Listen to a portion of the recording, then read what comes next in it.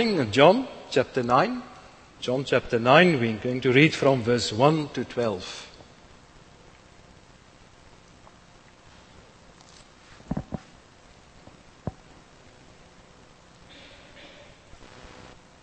Let us pray. Yes, Lord, thank you that this morning we can once more proclaim and know that you are the greatest treasure in this world. To know you is to have everything that is worthwhile. And thank you, Lord, that you have revealed yourself to us in your word. Thank you that you are still speaking to us, that it is still day, and that we can hear your voice. And we ask you, Lord, to be present and to be with us this morning. And let us hear your word. We ask it in your name. Amen. As he went along, he saw a man blind from birth. His disciples asked him, "Rabbi, who sinned, this man or his parents, that he was born blind?" "Neither this man nor his parents sinned," Jesus said Jesus. "But this happened so that the work of God might be displayed in his life. As long as it is day, we must do the work of him who sent me. Night is coming when no one can work. While I am in the world, I am the light of the world." Having said this, he spat on the ground, made some mud with the saliva, and put it on the man's eyes. "Go," he told him, "wash in the pool of Siloam." This word means sent.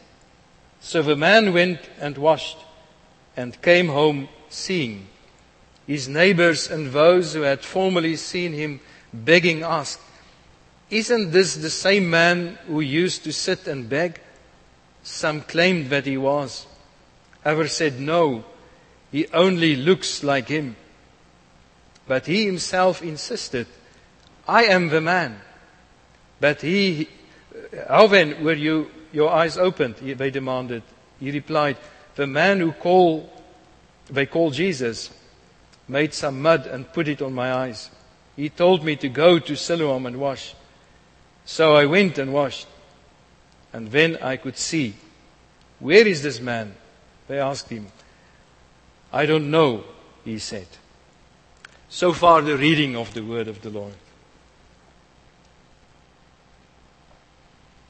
Now we know that sickness is universal.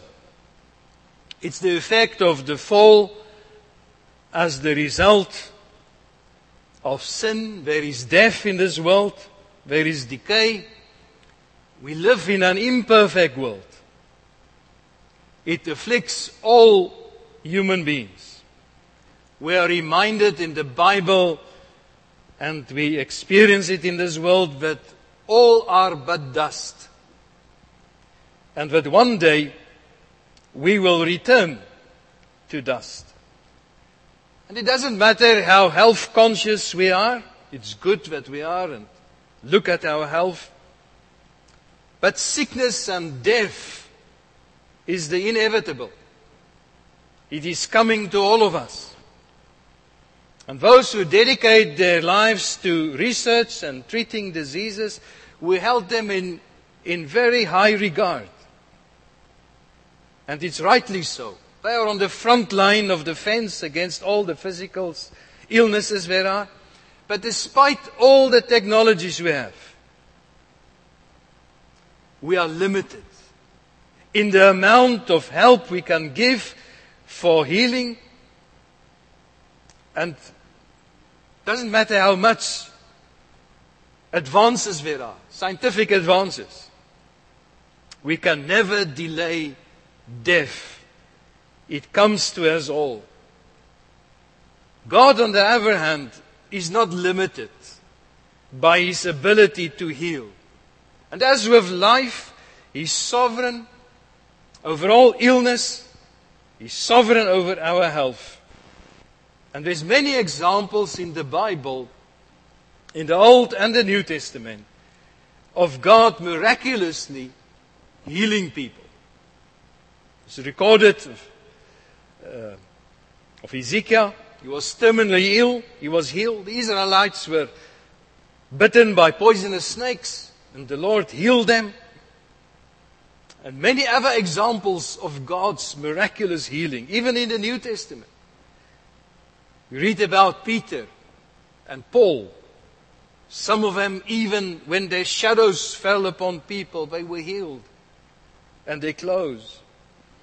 But the greatest manifestation of miraculous healing is in the ministry of Jesus Himself.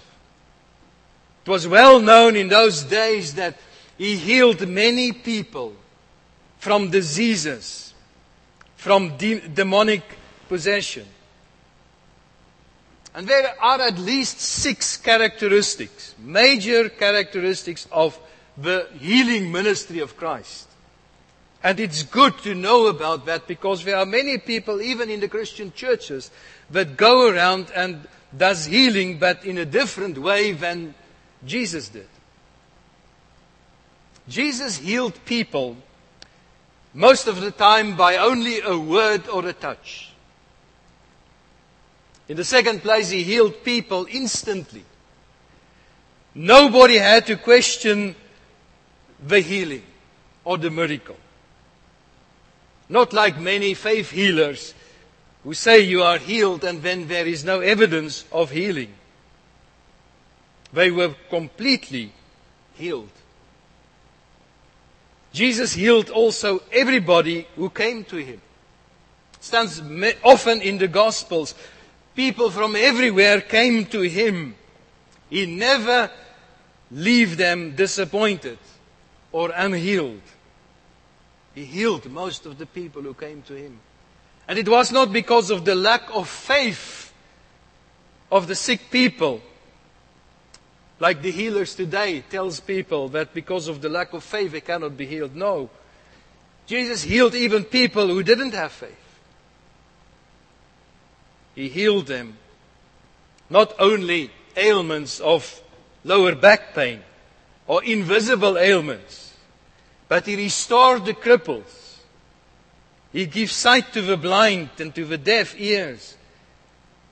And in some cases He even raised the dead.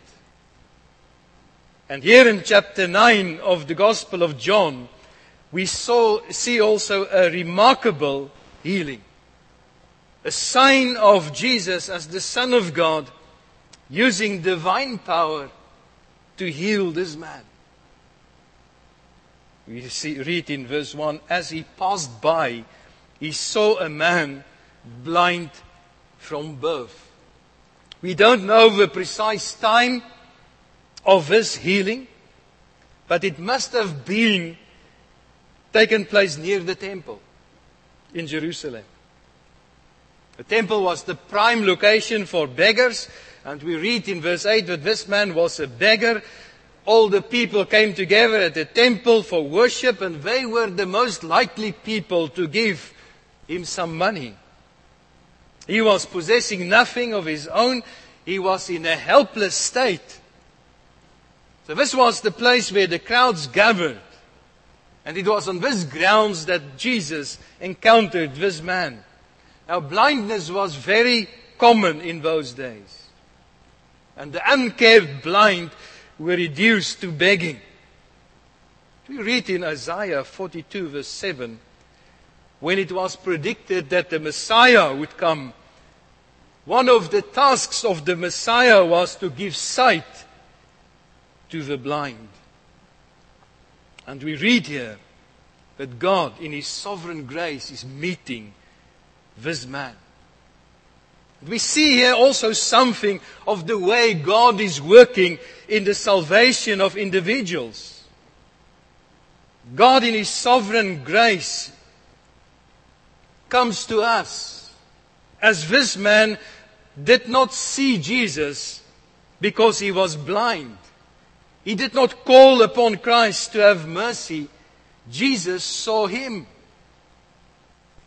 And that's a description of us in our natural state as sinners and unbelievers We cannot see. We are blind. We are spiritually in sin and we are in darkness, as Ephesians 4 verse 8 tells us. We are in danger, but we don't see our need of a Savior. We remain in darkness. Our eyes is closed spiritually.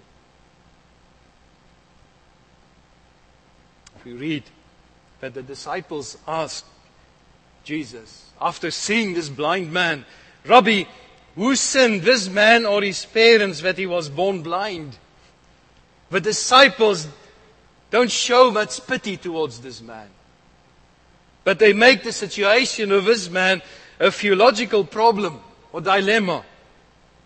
They want to argue, what is the cause of the blindness of this man? And they ask, Lord, is it this man or his parents who have sinned? There was a popular doctrine amongst the Jewish people that any physical suffering is the direct result of personal sin. So they saw only two possible explanations for the condition of this man. Either he sinned or his parents. But it could not have been that he has sinned because he was blind from his birth. But they even believed and had a doctrine that you can sin even before your birth. The Jewish people. On the other hand, if the parents were responsible, it would not seem to be fair that the child should be punished for the sins of the parents. Now, certainly it's true that suffering in general is the ultimate result of sin. It's also true that in the Bible we read that there's many times that there is consequences of sins, like Miriam, for example, stricken by leprosy for rebelling against Moses' authority. A man healed at the pool of Bethesda, Jesus told him, go and sin no more, so that nothing worse happened to you. But that sin or the cause of his sickness might have been a sin in his life. And Jesus tells him, go and sin no more. Paul also tells the Corinthians that many among you are weak and sick, and a number sleep or are dead because they unworthily took part of the Lord's Supper. So there are certain times that a certain sin can cause some sickness, the Bible tells us.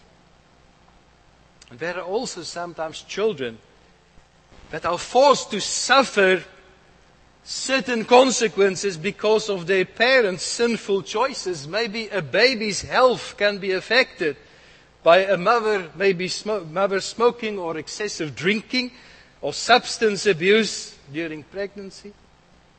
There can be cases like that. We read in Exodus 20 verse 5, God tells Israel, I am the Lord your God. I'm a jealous God, visiting the iniquity of the fathers on the children, on the third and the fourth generation of those who hate me. It tells us there can be an influence of people who turn their back upon God. But a wicked generation can have effect on the people that are following, the next generations that are coming.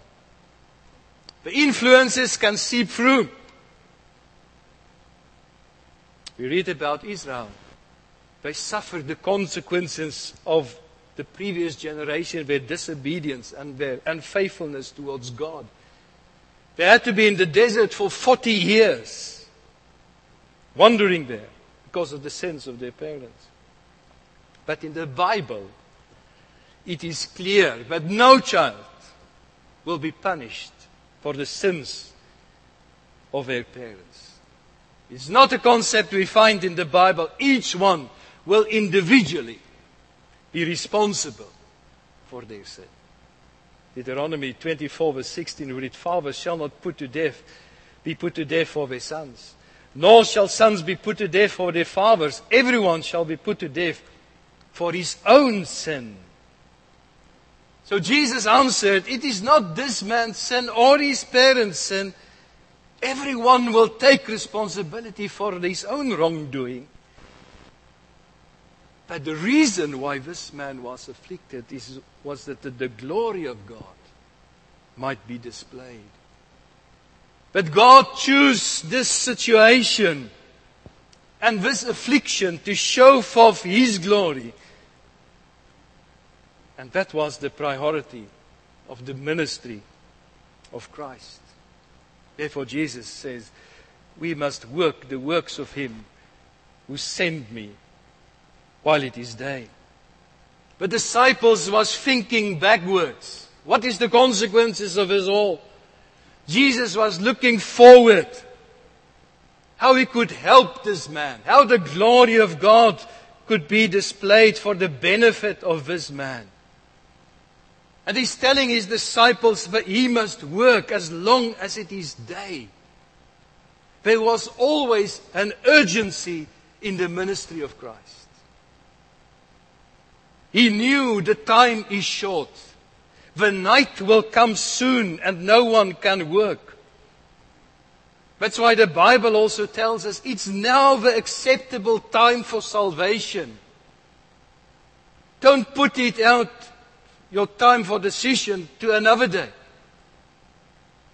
There's an urgency in God's work. There's an urgency in His calling people to salvation. And therefore He tells them, while I am in this world, I am the light of the world. And that's the key to understanding the rest of this story. But Jesus is telling them what He is constantly going to do and what His ministry is about. He is the light of the world. They have to serve God in urgency. They have to make use the most of their time because the days are evil. And that's why Richard Baxter, he wrote in his book, telling about his own view of preaching. He said, I preached as never sure to preach again. I am as a dying man to dying men. So was the ministry of Jesus. He had an urgency for the salvation of people. And He was the light that has to shine. He was the one who is the spiritual light. And He will provide to this man physical light. This man was in need to see. He lived in darkness. But Christ tells His disciple He's going to give this man, and He's able to give the rest of the world more than physical light. He's able to give this world spiritual light. The healing is therefore almost a living parable, illustration of how Christ came in this world, shining to bring to this dark world light. And He tells this man, this blind man, from his birth, go wash in the pool of Siloam. And John put a note there. Siloam means sent. Siloam means sent. But this name symbolizes the blessing of God that He sent to Israel. He was sending the Messiah. He was the one sent from God. Sadly, the ancestors and so many people in the ministry of Christ rejected Him. They reject His light. They rejected the one sent from God. He came to save lost sinners. But as we have seen in this gospel so far, they didn't like Him. He came to be the light and the life, but they rejected Him. But here was an example of a blind man that will accept this light. And Jesus tells him, go and wash yourself in the Siloam pool. He was making mud and put it on his eyes, mingled with saliva. And he was putting it on this man's eyes, and he was telling them, go and wash yourself in that pool at Siloam. And that was a test for obedience. We read in the Old Testament as well of Elijah telling Naaman, go and wash yourself in the Jordan River 7 times.